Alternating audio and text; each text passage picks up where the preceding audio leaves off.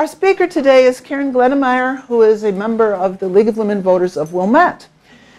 And Karen is one of the founding members of a committee that was formed at the Illinois League of Women Voters Convention a year ago, June.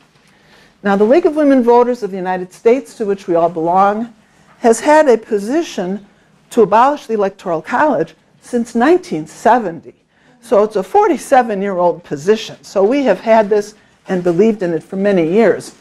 But as you know, in most conversations in recent years, it has not been in the front of everybody's attention because of other distracting things, which I won't go into. I'm talking over 20 years. I'm not talking just 1 year. However, there is renewed interest in recent times in looking at the Electoral College system. And because the League is a strictly nonpartisan organization, we looked at this topic and said, this is an issue that affects all parties, all interests. We are in favor of good government, constitutional government, and by the Constitution of our United States is how we protect the rights of the individuals. So we have taken up again this question of the Electoral College and furthering our position, which was established, that it needs to be abolished.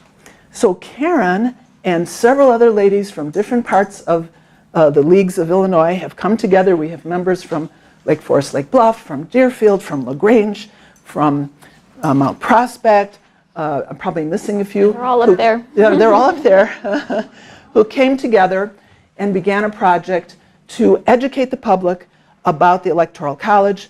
And then this June at the National Convention, we were able to pass a resolution at the national level of the League of Women Voters to urgently reaffirm our long-held position that the Electoral College should be abolished.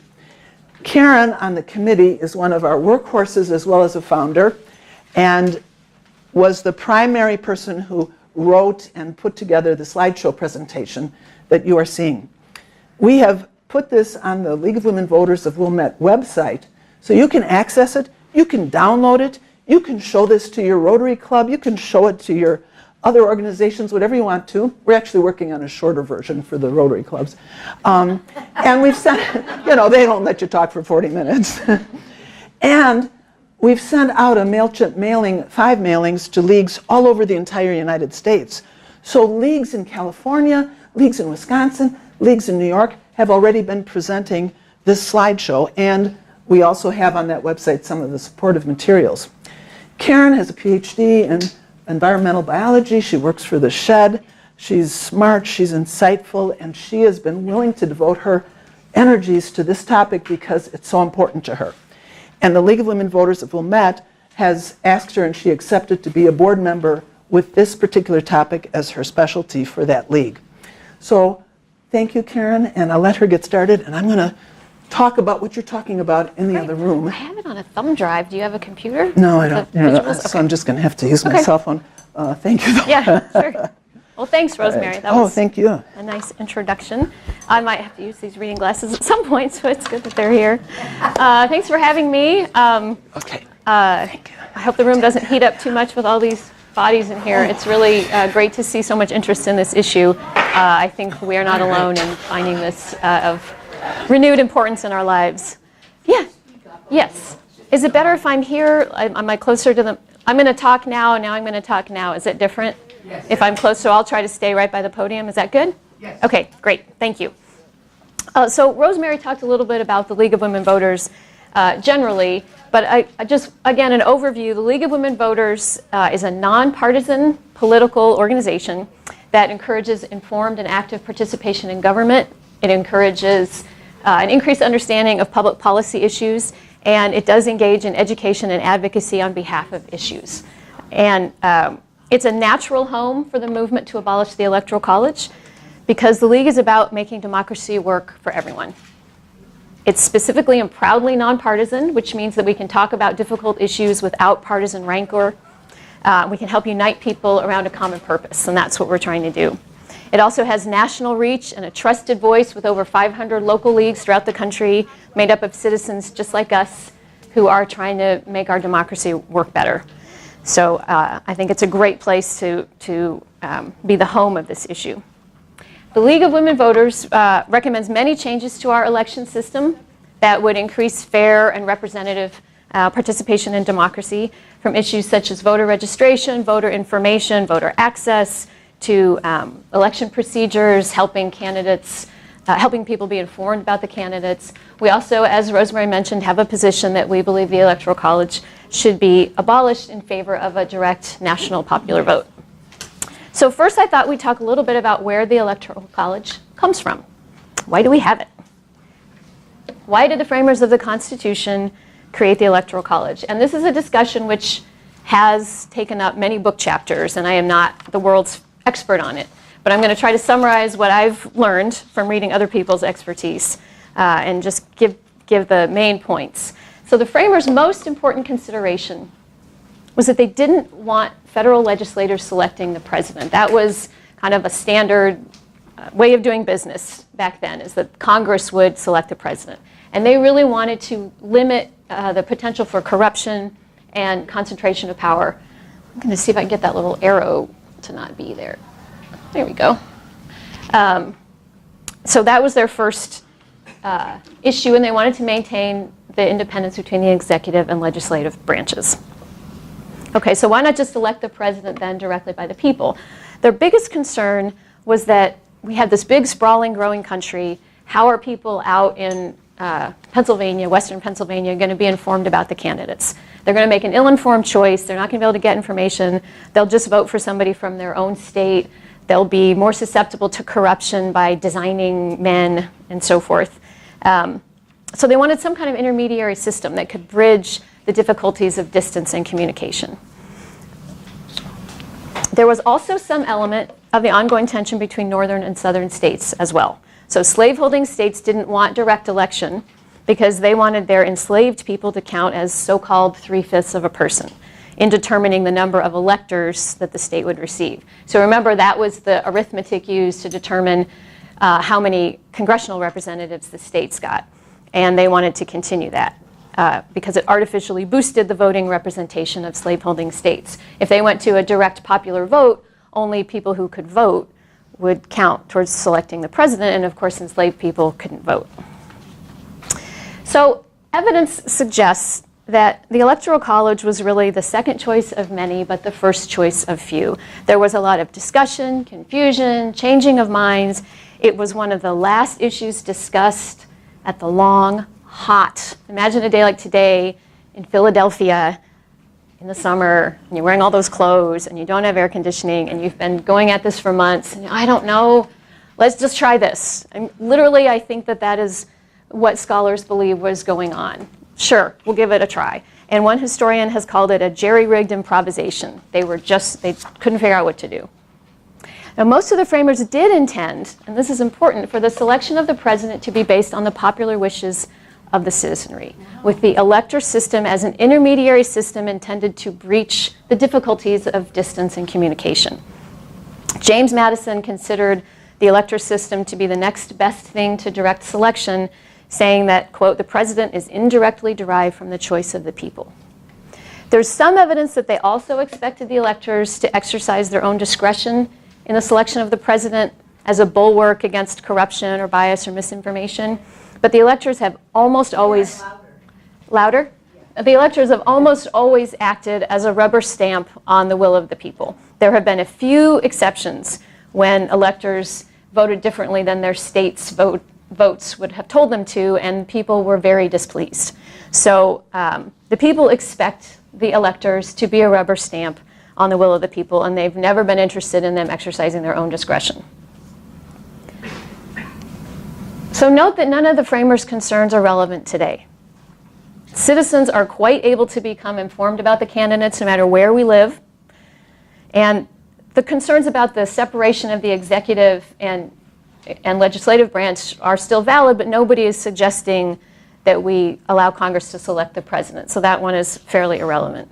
And any notion that we might need electors to exercise their own discretion in the case that we don't do a good job of selecting the president is just not relevant, because we don't want them to do that. Why would we? So in looking at how the Electoral College came about, it's clear that this isn't a foundational text of our Constitution that cannot or should not be changed. It was an imperfect system that tried to address the concerns of the framers at the time. Just as we've changed our system of electing the vice president, of electing senators, we can also change the way we elect president if we think it's necessary to improve our democracy. And there's ample evidence that the Electoral College is directly damaging to our democracy and needs to be changed.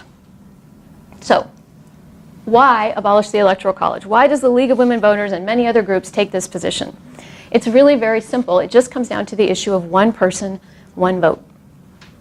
The unintended result of the Electoral College is to put the selection of president in the hands of a few voters in a few of the so-called battleground states or swing states. So I don't have to tell you the names of these states, because we all know them really well, because they are a few of our so-called swing states. They are among the 19 states that received all campaign visits from the two presidential candidates in 2008. The other 31 states received not a single campaign visit. Okay, now you might ask, well, so what, right? In the age of television and smartphones, we can easily watch the candidates' speeches and hear what they have to say, no matter where they make them, and we can get the highlights. That's all true. But the problems with this system go well beyond our ability to hear what the candidates have to say. Now, part of the League's core mission is to encourage the informed and active participation of citizens in government. And so the most disturbing aspect of the Electoral College system is that it creates a disincentive to vote for people who don't live in swing states, which is the majority of people in our country. So if I live in Illinois or Mississippi, why should I bother going out to vote on a cold or rainy day? My vote's not going to matter anyway. It's going to go blue, it's going to go red, right? We've all heard that, we've all felt that. Hopefully we all voted anyway, right? If we're in this room. And the data from 2016 bear this out. You can see here, this is the percent of people who voted for president, percentage of eligible voters who went out and voted. 66% in swing states, 59% in non-swing states. That's a statistically significant, very strong difference. I did it for the 2008 results, and it's the same thing. This happens every 4 years. So the Electoral College decreases voter turnout, and that's bad for democracy. Another significant negative effect of the Electoral College system is that it polarizes our electorate. It exaggerates our sense of being a divided nation of red versus blue. So this is the map, of course, that we all see every 4 years. Did you know that in Alabama in 2016, 35% of voters chose Hillary Clinton? Or that 32% of California voters chose Donald Trump? That's a lot of people, right? That's not a fringe minority. It's a significant portion of the populations of those states. But when you look at this map, it doesn't matter, because all you see is blue California and red Alabama and all the other ones. There are no centrists. There's no complicated middle ground. There's no reason to even talk to people in those other states, because their views are so different from mine and they're so extreme. So this map, which we've all become so familiar, is really damaging to our national unity and to our ability to see the great variety of public opinion that exists in our democracy. And that variety of opinion deserves to be heard, and it needs to be heard, because diversity of opinion is as important to democracy as the vote itself, right? If we all think the same thing, that's a dictatorship. So we've really got to think about how the Electoral College reinforces that polarization. Without the Electoral College, we wouldn't have to see our results through this distorted lens. What if the results just looked like this? One pie chart, two numbers, both very large, even in the most lopsided of victories. So remember Reagan versus Mondale in 1984. You might remember it as the most lopsided Electoral College victory in modern history, which it was, but you probably don't remember that more than 37 million people voted for Mondale, 41% of voters. That's not a trivial number. And it highlights the way the Electoral College simply erases the diversity of opinion in our democracy. Because when we see it through the Electoral College, almost all those so-called blue votes are utterly forgotten, erased. Where'd they all go? They're all in Minnesota, right? They just don't exist. All we see is 525 to 13, the Electoral College outcome. If we began to see election results like this, might we begin to see ourselves as part of a unified democracy, choosing our leaders together no matter where we live? Might we become more open to diverse, complicated opinions among our neighbors and fellow citizens? More willing to live among people who disagree with us? Imagine if instead of seeing ourselves as red or blue, we simply saw ourselves as American. Now, the results in 2 recent elections points us, of course, to another serious problem with the Electoral College, and it's the main reason that most people find it troubling, which is that it can lead to a presidential winner who didn't receive a majority of the votes. And this has happened 5 times in our history, 2 recent ones that we're aware of. So that's another serious problem with it. Now, you may have heard somebody say, yes, all this is true, but here's why the Electoral College still makes sense.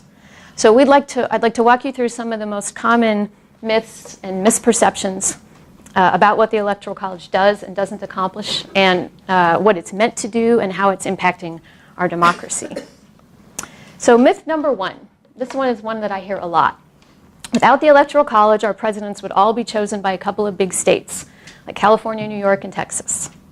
So let's run through the numbers to see how it would actually play out in an election by national popular vote. Can people hear me? Is it? Yeah, we're good? Okay.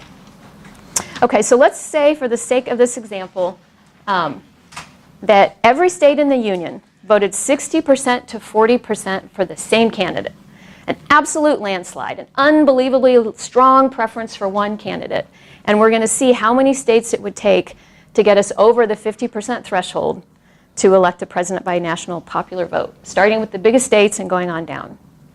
Okay, so every state's voting for the same candidate by a strong margin, by national popular vote, and we start with California, so 60% of its voters would represent 7% of the national total. And next is Texas, so we'll add that to the total. So remember, in this example, we have 60% of voters choosing the same candidate in every state, and we just want to see how many states it would take to elect a president. Now we had Florida. Here's New York, Pennsylvania. I'm not going to do all 50, don't worry. Here's Illinois. We're not even halfway there to 51%. So let's add a half a dozen more states and see where we get. We're still not there. In fact, it would take the votes of 30 states to get us over the 50% threshold, even in this incredibly lopsided scenario. Right? In reality, of course, California and Texas might go for different candidates, in essence canceling each other out, and most of the margins of victory in the other states would be much smaller than this. So it would take even more states' votes to get us to 51%. And you can do the same exercise for cities, by the way, because sometimes people will say, oh, then candidates would just focus on cities, and it would be the big cities that determined it. The 10 largest cities in the country only make up about 10% of the vote. If the largest 100 cities all voted unanimously for the same candidate, it would still only get us to 30% of the vote total, nowhere near the 51% needed to win. And this top 100 list of cities includes cities like Laredo, Texas, and Spokane, Washington, cities with populations in the 200,000s. So these are just average cities, and we're still not even there. So it's just mathematically impossible for an election by popular vote to be determined by just the largest states or just the largest cities. So if someone brings that up, just remember that term, mathematically impossible, and they'll believe you, because it's a great phrase, and it's true. So the fact is that direct election by popular vote would ensure that every person is equally represented regardless of where they live. It's very simple. So voters from swing states would count the same as voters from non-swing states. Voters from the city would count the same as voters from the country. The vote of a California Republican would count the same as the vote of a California Democrat. And let's just, again, look specifically at California, where the presidential vote is split, just as it is in all states. So 32% of California voters went for Donald Trump in 2016. But once the state's votes were totaled for the Electoral College, all 4.5 million of those Trump votes were erased. They were gone. So why should only a portion of a state's votes count in electing the president of all the people? In a national popular vote system, those votes would be added to the national total along with the votes from all other states. And the fact is that we would no longer be voting by state, but by person. We'd be voting by person. And that is what the framers intended when they unanimously agreed with James Madison's statement that the president is to act for the people, not for the states. And I think that's one of the key points about electing a president, is to remember that the president is a representative of all the people, not the states, and that's why national popular vote makes sense. Myth number 2, smaller, less populated states need the protection of the Electoral College to ensure that their interests are represented by the president. We hear this one a lot. The fact is that there is no coherent small state or large state interest that needs protecting by the Electoral College, because even the smallest state has substantial diversity within it. And it's a fallacy to suggest that when a state goes red or blue, that that represents the interests of the entire state. So the concerns of a farmer are likely to be very different from the concerns of a computer programmer, whether they live in New Hampshire, Nebraska, Texas, or Illinois. Small states represent a great diversity of economic interests, and they share those interests with large states. So for example, agriculture. Most farmers live in states with large populations, such as Texas, Florida, California, and Illinois. And they share economic interests with farmers from smaller states all over the country. The great political battles of American history have been fought between opposing ideologies or economic interests, not between large states and small states. There's no coherent small state interest that needs protecting by the Electoral College. And furthermore, the representatives, the congressional representatives of small states, they don't vote as a block in Congress, always for in the same direction. And their citizens don't vote as a block for president. And the numbers from the 2016 election show this emphatically. So the smallest 1/3 of states, those with fewer than 6 electoral votes, didn't go for the same candidate. In fact, they were exactly evenly split. 8 of the smallest states voted for Clinton and 8 went for Trump. There's no coherent small state interest here. There's a lot of diversity within it. So they don't vote as a bloc, and they don't benefit from the Electoral College. And in fact, smaller states are routinely ignored by presidential candidates under the current system, because of course the candidates focus their time in the so-called swing states that will decide the election. Remember, 19 states received all campaign visits from the 2 presidential candidates in 2008. And the other 31 states, both big and small, didn't receive any. So the small states aren't getting any extra attention because of the Electoral College. And in fact, the Electoral College actually diminishes the rightful representation of the residents of larger states, because the way the electors are chosen is you get 2, and then whatever your population is tells you how many more you get. So for example, Virginia has 9 times more voters than Delaware, but it only gets 4 times as many electors. So it doesn't seem fair to me and to a lot of people. Myth number 3, the Electoral College protects the rights of the minority from the tyranny of the majority. Protecting minority rights is a critical part of democratic societies, and the Founding Fathers designed our system accordingly. As a result, 2 of our 3 branches of government are designed to ensure protection of minority rights. The first is the courts. Their role is to ensure the constitutional rights of the individual, regardless of the opinion of the majority. And the second is the Senate, in which every state, regardless of population size, gets 2 senators. So this ensures that Wyoming gets heard just as loudly as New York, even though more people live in New York. So the courts and the Senate protect the rights of minority groups.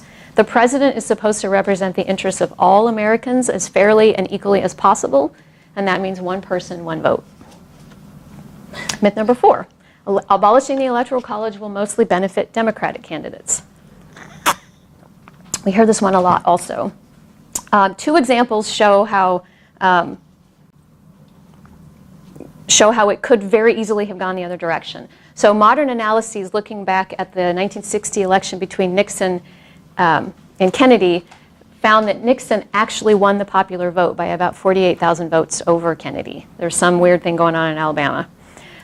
More recently, here's the actual Electoral College map from the 2004 election, where George Bush won over John Kerry with 3 million more popular votes.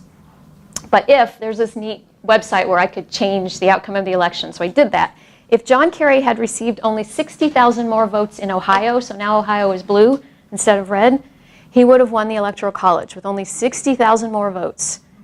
He would have won the Electoral College and thus the election, even though Bush would still have had nearly 3 million more popular votes. So it would have been basically the exact reverse of what happened in 2016.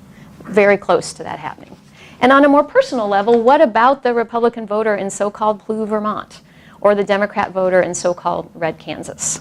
Neither of these voters feel that their vote counts for president. And that's a disincentive for them to vote, and that's bad for democracy.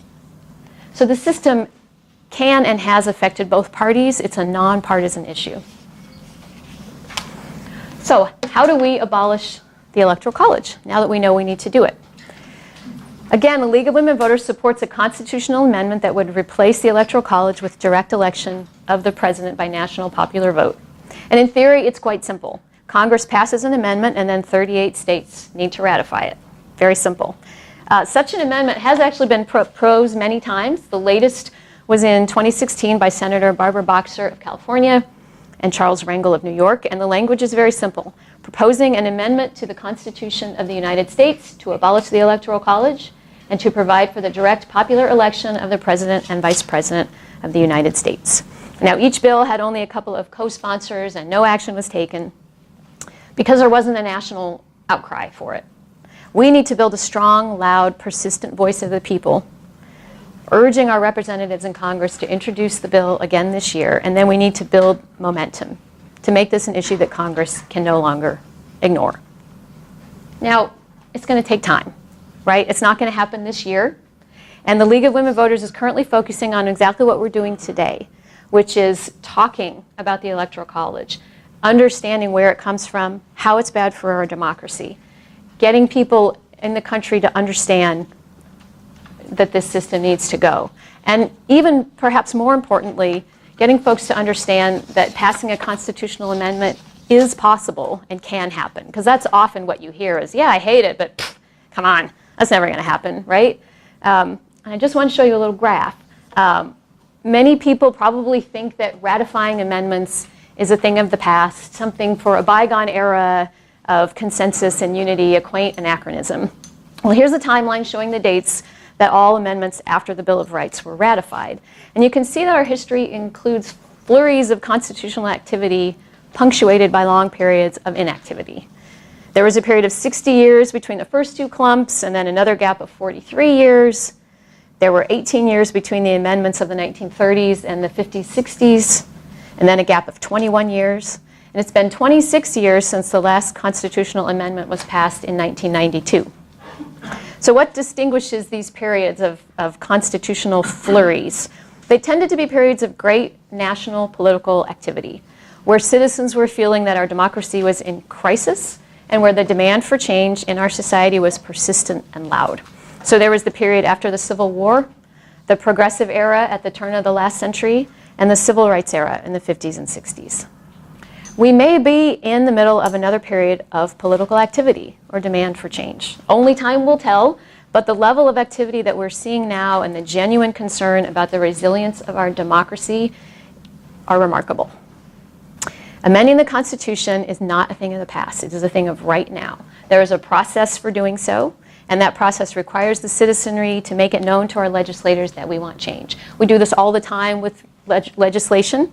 We just have to build a stronger consensus and a louder voice for constitutional amendments. And it's, as always, one step at a time. There is one other thing I want to mention. Because of the long time frame expected for an amendment to pass and be ratified, this is a long-term project, the League of Women Voters also supports an interim measure that would effectively nullify the Electoral College and result in the election of president by popular vote while we continue working on the constitutional amendment. It's called the National Popular Vote Interstate Compact, and it would guarantee the presidency to the candidate who receives the most popular votes in all 50 states and the District of Columbia combined. So what it does is states legislators sign on if they want to, and it pledges that state's electoral votes to the candidate who wins the national popular vote, regardless of how that state voted. And it wouldn't take effect until enacted by enough states to pass the 270 Electoral College threshold. So currently it's been enacted into law in 12 states, including Illinois, adding up to 172 electoral votes. So it will take effect when enacted by states with 98 more electoral votes. So that's an interim measure that a lot of folks are working on. And it's a nonpartisan issue that has been passed by strong majorities in both Republican and Democratic-controlled state houses and legislatures. One reform which the League specifically rejects, and I will tell you why, is the voting of electors based on proportional representation in lieu of the present winner-take-all system. So now, like with the California example, all of California's electors went so-called blue. because that's the way it goes. In Illinois, whoever wins the state gets all of our electors. There are currently, and the Constitution, by the way, says that states are free to assign their electors however they see fit. So winner take all is not in the Constitution. We can do whatever we want. And there are 2 states, Maine and Nebraska, which currently assign their electors proportionate to the vote. So for example, if 40% of Nebraska voters chose candidate A, that candidate would get 2 of Nebraska's 5 electoral votes. It seems really great, except when you go through the math, the problem is that it's fairly likely that no candidate would receive the 270 electoral votes necessary to win. And that would send the election to the House of Representatives, where each state, regardless of population, would receive only 1 vote. So that would further remove the choice from the will of the people and is not in line with the intent of the framers of the Constitution. And you're probably scratching your head trying to figure out why would this system make it unlikely? And, oh, there's my picture of the House of Representatives, sorry. So I'm just going to run you a quick example because otherwise it's going to drive you crazy. Like, why would that happen? The reason is that we always have more than just 2 parties running for president. There are 3rd parties, 4th parties. In the 2016 election, votes were cast for 31 different candidates, including a none of the above in a few states. So I just thought I'd run through a quick example with the 2016 election. So here you can see Arizona has 11 electoral votes. 45% of voters chose Clinton, 50% chose Trump, and 5% chose another candidate. So if we allotted the electoral votes proportionately, rather than winner take all, we would get 5 votes for Clinton, 5.5 for Trump, and 1/2 for the other. And then we had Colorado, 9 electoral votes. 47% for Clinton, 44% for Trump, 9% for other. And you can see how their electoral votes get apportioned accordingly. And you can start to see what's happening here as the other candidates are taking just a little bit away from the total electoral votes in each state until we finally get to the total. And we see that neither candidate has reached 270 electoral votes because of those 27 votes apportioned to other. So if every state had apportioned their electors proportionately, the 2016 election would have gone to the House of Representatives to choose the president. So the simplest, most permanent solution is to simply elect the president by national popular vote and to decree this by constitutional amendment. It would be a common sense solution to update a system that most Americans agree is utterly out of date, confusing, and downright silly. I know people who try to explain this to friends who live in other countries, and it's almost embarrassing. I don't understand it. That's just what we do. It's time to start building the momentum that will once and for all abolish this dysfunctional system of electing our president. And it may seem like a daunting task, but remember that we have amended the Constitution to change the way we elect senators, to impose term limits on the presidency, to include Washington, D.C. in the election of the president, to eliminate the poll tax, and to change the voting age to 18. All amendments that affect the way we elect our representatives in Washington. And there's no reason we can't abolish the Electoral College if we decide to do it. So let's get to work.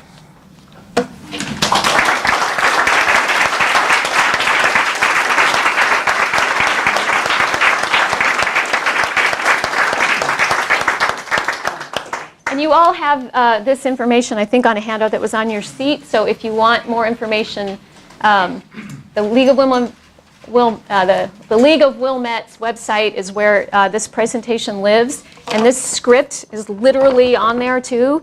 If any of you wanted to give this presentation to any group of people anywhere, we would be so thrilled. And I'd be pleased if you would let me know you were doing it. But that's what it's here for. It's here for you to download and take it and spread the word.